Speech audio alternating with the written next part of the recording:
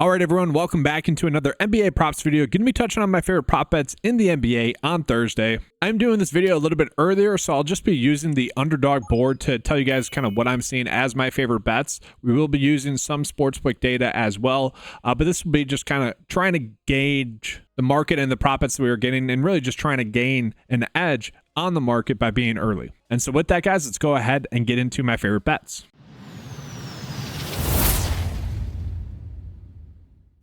And so again, going to be using the underdog board to be going through kind of game by game to give you guys my thoughts for each game. I do think it's important to call out here for Denver that Aaron Gordon is going to be back and healthy in this game, which is kind of a big deal to me because obviously that's going to mean that some players are going to not benefit as much in terms of, you know, really having more points, more rebounds, more assists. There's a lot of those players actually. Now, kind of the issue that we have is that Denver is going against Cleveland, who is obviously a good team. Cleveland is actually going to be favored by 3.5 points in this game, which is a little bit shocking. But looking at guys, everyone does kind of take a slight hit with Aaron Gordon on the court. Russell Westbrook takes a big drop down, but all of his lines are seemingly correct in my eyes. The one player that I'm probably going to get to is going to be Jamal Murray to get over his assist, to get under his assist of 5.5. We see on the season he averages about 6.3, so already not anything crazy there. But what I do find a little bit shocking is that the lower is a bet in which is giving us 1.11x, sorry.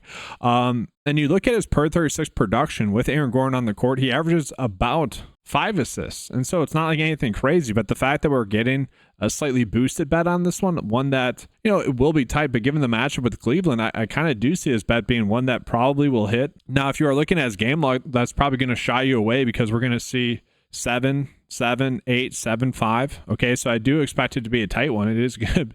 It's probably not going to be a bet that a lot of people want to bet on, but the fact, again, that we're getting a slightly boosted payout on that, I'm kind of okay with it. And then let's stick here with Denver. So Christian Braun here, I don't mind his over 4.5 rebounds. Again, on the season, we see him average about 5.1. He is someone that I do expect to still get the same minutes that he has been getting as he did in the last game there against Golden State. He was able to get 6 rebounds in that game as well. And now we're not getting that much sportsbook data coming in on him just yet, but a lot of it is favoring the under just in general for him.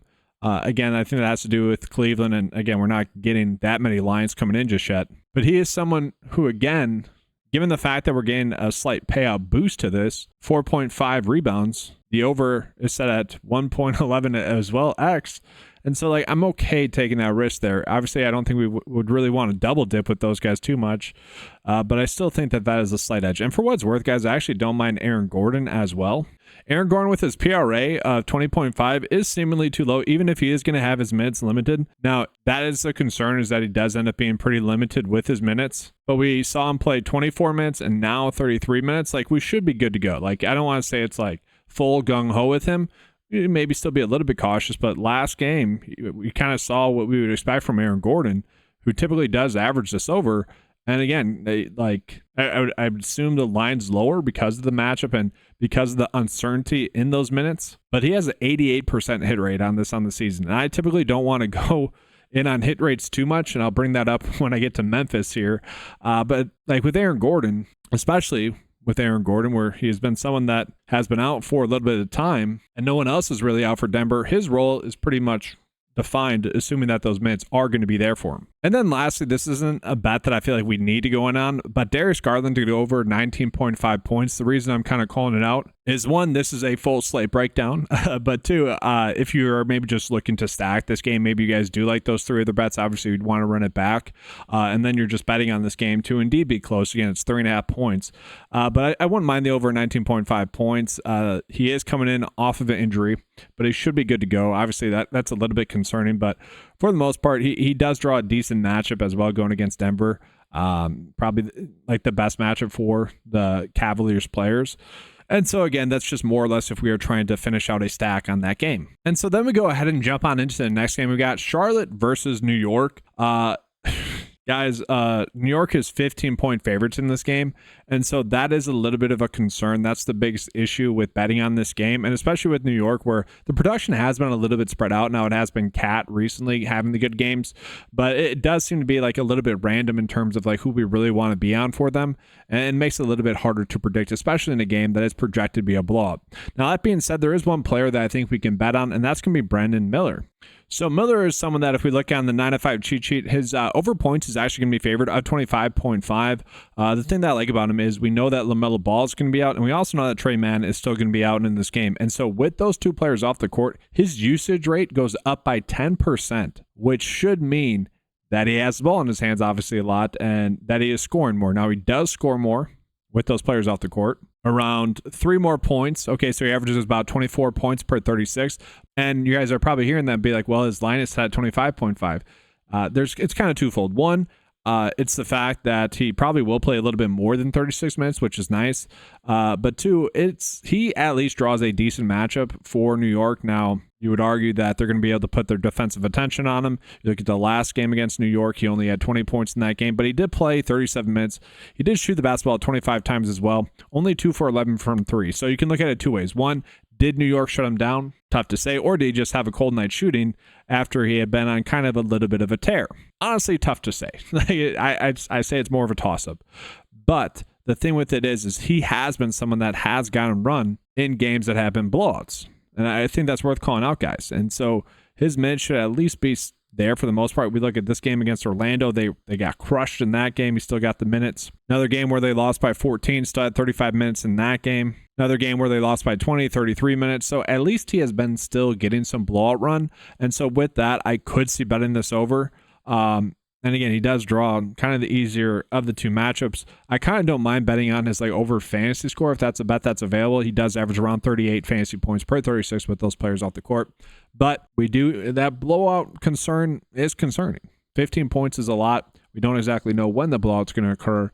If it gets too big too fast, then it's unlikely that he'll get that 36 minutes that we need him to get. Now, I do think it's worth calling out here. Not going to really butcher his name. I need to look this up. I'm someone that needs to hear it to be able to say it correctly. And I know if I say it right now, I'll just say it incorrectly. But if his minutes have been a little bit sporadic, but obviously coming in off of a good game last game, had a good game against the Knicks, got a lot of minutes in that game as well. I would love to get confirmation that he's going to see maybe an extra rotation. If the game does blow, I do think that actually helps his minutes there as well. So I wouldn't mind betting on his over points, betting on his over rebounds and assists as well. I kind of feel like the lines are a little bit too low, but I'm not going to include that on the bet of the day because I do feel like we are probably forcing that bet slightly. So I do want to jump on into this next game here. We got OKC versus Toronto. Now, Toronto is still pretty thin, guys. Quickly is still out. Kelly Olynyk's still out. Bruce Brown is still out. The one player that could be back tonight after a 5-game access is going to be Grady Dick. And if he is back, I do think that does hurt Scotty Barnes a little bit. The data would suggest that as well. On top of that, this is going to be a difficult matchup for Scotty Barnes as well. On top of that, the Toronto Raptors are 9.5-point dogs in this game. And so there's a lot that could go wrong with being on Scotty Barnes and Jakob Poeltl, who I'll touch on in a second. But I kind of don't mind the idea of stacking those two. This is something that I encouraged 2 nights ago. Those were the only 2 good bets that we had 2 nights ago. Now, as I'm recording this video, we're 5 for 5 on our bets. It's seemingly going to be a very good night tonight as I'm recording this on Wednesday night. But I do like the idea of stacking those 2 together. If we're going to be on Scotty Barnes over, and I'm going to like his over points and assists at 29.5, then I want to stack him with Jakob Poeltl because it does go hand in hand. It does correlate pretty well. And the nice thing about it with basketball, as it says right now, they're not reducing payouts. And so I'll pull Scotty Barnes up here on the 9-5 cheat sheet, and we're going to see that all the sportsbook data that we are currently getting, points and rebounds, it doesn't necessarily like the over. It does have it as a 50-50 split, though, for kind of the bets that we're looking at. Not getting anything for his points and assists just yet. But that's a bet that I do like. He has a 60% hit rate of that on the season there. So I think that that's going to be a pretty good bet for us. And then another bet that I do like, again, if we are stacking, would be Jakob Poeltl. Really for any of his over bets at that point. They all seem to be a little bit too low, but I like his over points and rebounds probably the most of 25.5. And kind of a slight reason why I like this one is if you add up the rebounds and the points, it would be 25, which it might not be a big thing, but sometimes it is. It kind of makes a difference. Like it's only 0.5 off. Sometimes it's a full point or whatever stat it is. And so I don't hate that idea. And he has been someone that when games stay close, he is consistently getting this over. And lately games have been pretty close for Toronto. We've seen him get 36, 37 minutes. And then we see some dips in there where the games were below 32, 31, 28. But the nice thing about this, guys, is like last year, the issue with Jakob Poeltl is that we couldn't bank on the minutes being there for him. Like they just seem to be capped. And so the fact that we have seen him be able to get over 30 minutes, I love that. I think that's great. And we see him average 16 points. We see him average 12 rebounds. And so the fact that we are getting this line at 25 to me seems to be a little bit too low. I know it's the matchup with the OKC. And again, they're 9.5 point dogs. Chances are it's going to be a blowout, but he is averaging a 70% hit rate on the season here with this. And again, situation really hasn't changed here for Toronto, so I do like that bet a decent amount. But if we are running that bet out as well, I don't mind the idea of betting on Isaiah Hartenstein to get over his really anything as well. I like his over rebounds and assists of 14.5 the most, and part of that reason is because of the matchup with Jakob Poeltl, who is not the best defender. Okay, the Toronto Raptors give up the second most assists. Okay, and so you could even just do his over 3.5 assist line that we are getting. But we have seen him consistently be able to crush since he's been back and now starting to play more full minutes, averaging 4.2 assists, 12.3 rebounds. And so again, you just put those two together, he should be able to get over his 14.5 rebounds and assists. But if you guys are someone that is betting on underdog right now, it is a slightly reduced payout for both of those. So I don't love that. For me, I would just take the one that's a little bit less reduced, and that's going to be his points and rebounds. But really, at that point, we could just go to points, rebounds, and assists. It all bodes well. Again, very good matchup there going against Toronto. Guess we could play it safe for now. Again, on average, Bigs get at least 5.2 assists against the Toronto Raptors. So not a terrible one there for Isaiah Hartenstein there. A nice little game stack there as well, like I mentioned. So guys, looking at Sacramento versus Memphis, I personally am just staying away from that. Sacramento's kind of a team that is a little bit more difficult, honestly. I mean, Sabonis and Fox are pretty consistent to the point where their lines aren't fluctuating too much. And I don't know. I don't have the best luck with them unless I stack them. But even still there, it's I don't know. Their lines are just typically correct. I just don't think we get that much juice in those lines. Then for Memphis, guys, it's tough. It's very, like, I don't want to bet on basically any of them. Okay, like Desmond Bane is probably the only one that I think we could get to a little bit. He actually benefits with Ja Morant being on the court. His points does go up a decent amount, like 4 points more per 36. The issue with Desmond Bane is he's just not playing the minutes. Like, yeah, we knew for sure that we were going to get 36 minutes out of him or even 30 minutes out of him. I'd be fine betting his over 15.5 points, whatever that's at.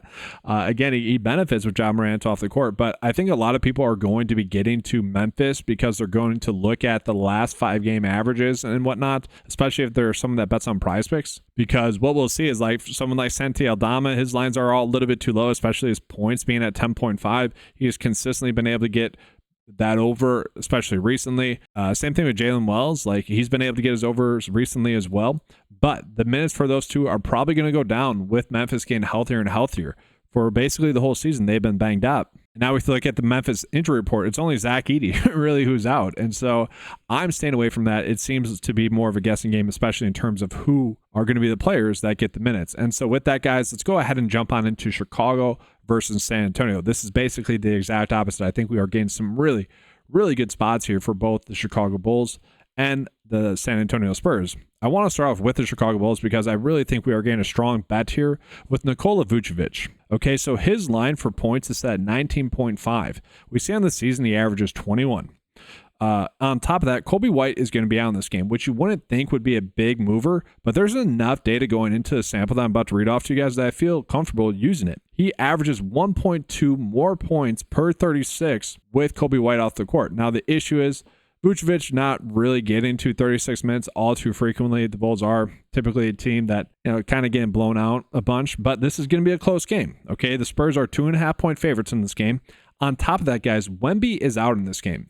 And so Wemby's like a weird defender. He's like a good defender, but he's also a soft defender. So like I never really truly know how to gauge it. But the point is, he is out. And so that should make this matchup a little bit easier for Vucevic. And if you're looking at this line, guys, he does have a very good, I shouldn't say very good hit rate. He has a 50% hit rate on the season. So not very good at all. It's decent. Or 58. I can't read my handwriting. 53. It's 53%. I apologize, guys. Terrible handwriting with the notes here. 53% hit rate on the season. That's okay. But again, given the slight boost with Kobe White off the court, and given the fact that this game is supposed to stay close, and given that it should be a slight matchup bump with Wemby out, I like it.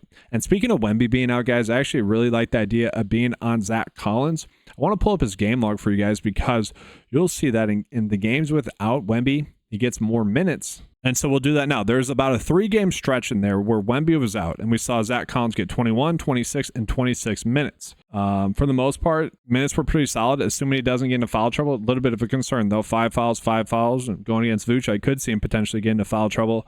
But, I mean, if you look at his per 36 production, he just crushes the overs. But, again, like, look at his minutes here, guys. It was like a max of 26, so I think that's kind of pointless to do that. But the thing with it is that he was able to consistently get his overs of the lines that we are currently getting for him. And I'll pull those up right now. I'll actually pull up both lines, Vooch and Zach Collins, real quick. And so for Zach Collins, we see about a 52% for him to get over his PRA of 22.5. And again, in those 3 games without Wemby, he was able to consistently get those overs. We do need him to start. We need that confirmation. I think he will. And again, looking at kind of the per 36 production, even if he gets 10 less minutes, he should be able to get the over like he did with Wemby out in those previous games. Then with Vooch, I do want to call it that his best bet right now is actually currently his over rebounds, which I would argue are too low as well. I'm actually perfectly fine doing that. If you guys want to do that, take the slight better odds bet. If you guys are someone that is betting on underdog, maybe trying to gain that edge, I'm fine with that. You could also do his over points. That's more of a traditional bet where the payout's not going to be reduced too much. Minus 125 on average for him to get over that. Both of them are solid. I actually don't mind his over points and rebounds there as well if you guys want to do that. Kind of happy to get to any of those. And let's stick with the Chicago Bulls here and let's talk about Josh Giddey. So Josh Giddey, we're going to notice that his PRA over is about 51% likelihood for him on underdog here. And I think that that's going to be a good bet. Now, Josh Giddey is currently questionable, and I really don't have a read on whether or not he's going to be active or not. I guess I would be more on the side of him sitting in this game actually, but if he sits, it's not like that would change any of the bets that we are already on. And it wouldn't actually make me really want to get on many more players because then I might worry about a blowout. But I like the lines that we were getting on him. I think they're a little bit too low. We saw last game him actually get 32 minutes in that game, which is huge. So Kobe White's out. He got the minutes. Not shocking there. 20 points, 11 rebounds. 13 rebounds, 11 assists. You look at his per 36 production with Kobe White off the court, averages 16 points, 8.8 rebounds, 8.8 assists, and has a pretty good usage rate to go with it as well. And so really just across the board, I feel like his lines are all a little bit too low just in general. And heck, if you wanted to bet on his rebounds and assists, I'd be fine with that one at 14.5. I think that's a pretty solid bet for us. All right, guys, then we get into the last game on the night. That's going to be Phoenix versus New Orleans. Now, New Orleans is going to be more difficult. Brandon Ingram is going to be back, and we literally have seen, I think it was 2 minutes of him and DeJounte Murray on the court, and 1 minute with all of CJ McCollum, DeJounte Murray, and Brandon Ingram on the court. So I don't know what to do with that. I'm staying away from that. But for Phoenix, we are getting a decent spot here where Kevin Durant is off the court and also Yusuf Nurkic is off the court. Maybe this game's going to be a blowout risk, but right now it's a push. It is set as a push. And so with that, I think we can kind of go ahead and bet on Devin Booker potentially. Now his points line to me does seem to be a little bit too high. You look at his season average, 25 points. Okay, his points bump with Kevin Durant off the court is only to 26.7, so not a big bump there. And so we go ahead and pull up his lines that we are. I did Beal first. Whoops, one sec. All right, so pulling up the lines that we're getting for Booker here, we're going to notice that his line at 28.5 might be a little bit too high, but I do want to call it that he is someone that is playing a little bit more than 36 minutes, and it is a good matchup there going against the Pelicans. And so the only way I actually kind of like betting his over is actually if I'm going to be betting Bradley Beal's over as well. So Beal is someone that was a little bit banged up, had been getting his minutes reduced, and they probably will still be reduced in this game. But if they are not, if he gets closer to even 32 minutes, guys, this line is seemingly too low. He gets a great matchup going against the Pelicans as well. His per 36 production point-wise is 27.4 points with Kevin Durant and Yusuf Nurkic off the court. He also has a very solid usage rate with him off the court. And I kind of don't mind betting them together, just betting on this game being close. And let's just pull up Bradley Beal. He does average 17.5 points on the season. We did see him get up to 31 minutes in the last game, which is good. Is if that's a sign of things to come, and he even gets a little bit more run in that game. That game was, almost, I don't want to say it was a blow up, but didn't need to get that extra run at the end there. Maybe it's closer to 33 minutes. Okay, so we have seen him work his way back from injury, playing 27, and then 31. So if we get another minutes increase and we can get him closer to 35, 34 minutes like he was playing earlier on in the season, I don't mind that. Now, it's not something I want to go crazy with because he was struggling for a little bit there. Like he had a good run with Kevin Durant off the court earlier and then got injured, and so more of a toss-up there. So guys, about to get into the 9 to 5 bet of the day here for Underdog, or mostly just for like traditional bets in general. If you guys do want to use any of the bets on Underdog you never signed up before, just make sure you use the promo code 925. They'll be able to give you guys a 50% match deposit match up to $2,000. So theoretically, if you did $2,000, you would get $1,000 back. Pretty good deal there. So with that, guys, let's go ahead and get into the 9 to 5 bet of the day.